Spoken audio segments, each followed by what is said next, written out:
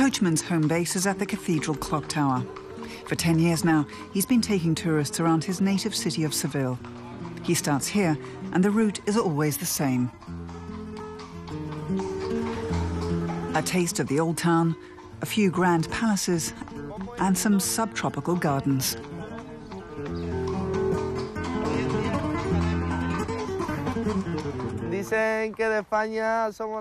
People say that of all Spaniards, we have the calmest temperaments. We get up later, and that means we have a more relaxed approach. Life in Madrid or Barcelona is much more stressful, and thanks to the sunshine, we spend lots of time outdoors.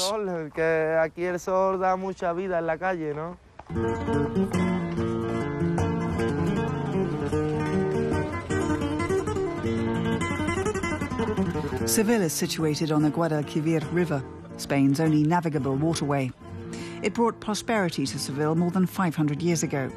It was the hub of Spain's maritime trade, though it wasn't a seaport, and became one of the world's richest cities.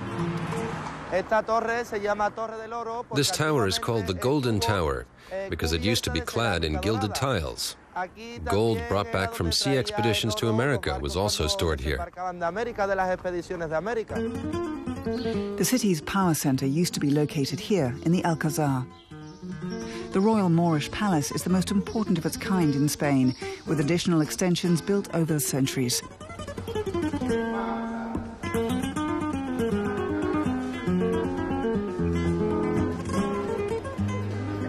The dome of the throne room is adorned with gilded cedar wood. The Alcázar is the main tourist attraction in Seville and a UNESCO World Heritage Site. The gardens cover 100,000 square meters. It's very tranquil, even in the summer. I think it's fascinating how the architecture takes the climate here into account. It's easily 47 degrees Celsius in the shade in the summer, and even back then people were able to build in a way that made the hot weather bearable.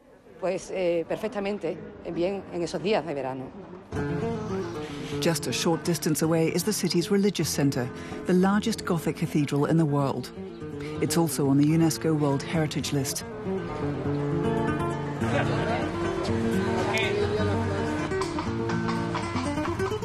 The trip continues into the neighbouring Old Town district of Santa Cruz.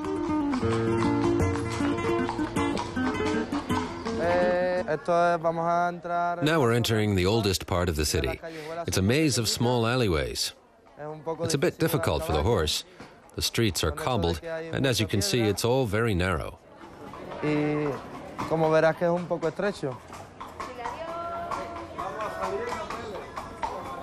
This is also a good place to sample some tapas. According to legend, tapas culture was born in Seville. The oldest and most famous tapas bar is the Rinconcillo, founded in 1670. The people of Seville love meeting up for tapas, if possible, several times a day. There are 60 to 70 different types of tapas to choose from. The oldest one, which has been on the menu here for centuries, is spinach with chickpeas.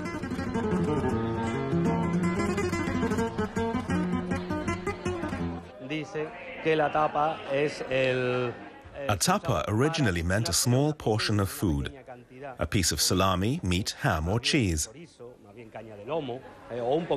It would be used to cover a glass containing a drink, like a temporary edible lid. The coach tour is coming to an end, and Manolo Belmar Ruiz takes his guests to the Maria Luisa Park and the pavilions erected for the Ibero-American Expo in 1929. Today, the pavilions serve as museums and university buildings. The coachman has another tip for the evening. He recommends visiting a flamenco bar. After all, this fiery Spanish music also has its roots in Seville.